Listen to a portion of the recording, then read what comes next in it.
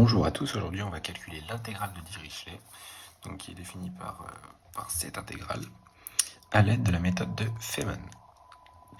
Alors la méthode de Feynman, elle va consister à ajouter une variable, une autre variable dérivée par rapport à cette variable et essayer de simplifier l'intégrale.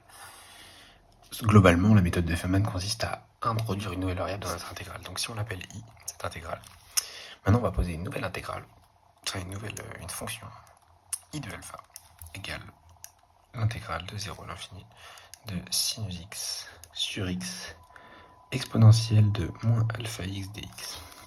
D'accord, donc on va supposer que l'intégrale converge. On va donc dériver cette relation. Alors, dérivons cette relation.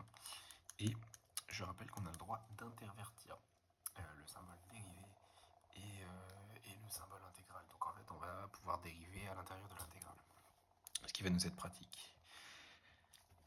Et donc ça va nous faire du sinus x sur x fois exponentielle de moins alpha x fois, et donc fois moins x. Fois moins x, il y a une petite erreur, donc fois moins x. Et donc en fait, les x vont s'annuler directement ici, et on va pouvoir mettre un moins devant notre intégrale.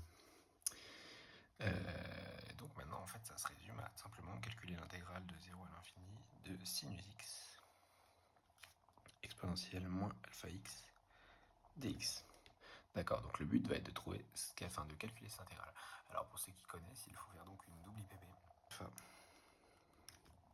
égale moins 1 sur alpha au carré, moins 1 sur alpha au carré, fois i' de alpha.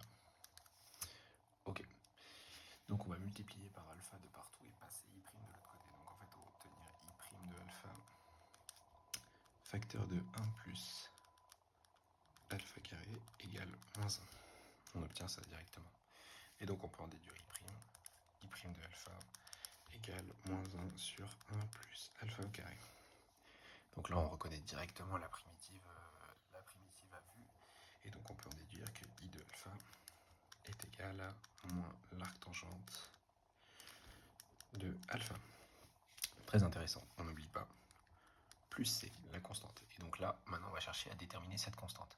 Alors comment on va faire? On va faire donc tendre alpha vers l'infini pour que le moins alpha, en fait, par croissance comparée, va faire tendre toute cette intégrale vers 0. Et donc l'intégrale en i de alpha, en fait, vaut 0. On peut le dire du coup, i de alpha en plus l'infini est égal à 0. D'accord.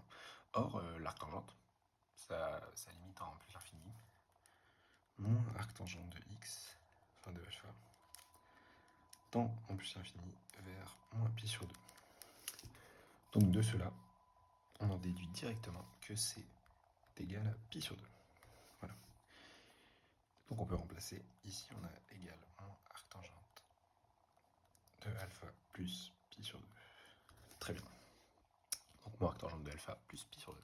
Et maintenant, on va calculer. Donc en fait, pour quelle valeur de alpha il faut choisir pour obtenir i? En fait, en prenant i de 0, en fait, on peut dire que i, l'intégrale de Dirichlet de base, est égale à i de 0.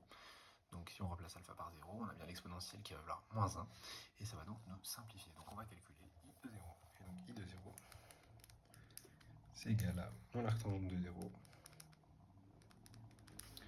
plus pi sur 2. L'arc-tangente de 0 vaut 0.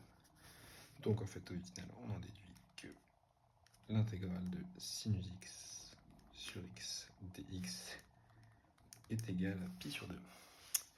Voilà, c'est donc le résultat qu'on voulait obtenir, donc l'intégrale de Dirichlet est démontrée. Et donc en fait, cette méthode, on peut s'en servir pour généraliser énormément, pour simplifier énormément d'intégrales. Et c'est vraiment pratique. Voilà. En espérant que cette vidéo vous aura plu. Au revoir.